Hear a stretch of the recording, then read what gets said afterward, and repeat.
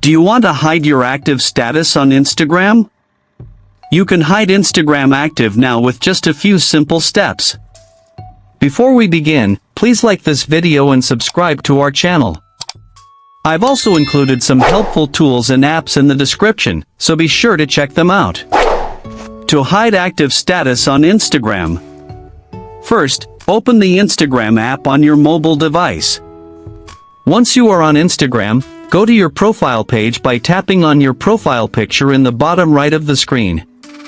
Tap the three horizontal lines menu in the top right corner of the profile.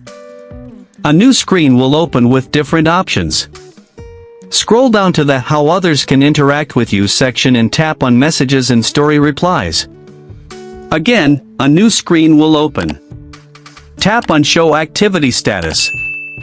Now, turn off the toggle switch button next to Show Activity Status. Now, your active status will be hidden, and others won't be able to see when you are online.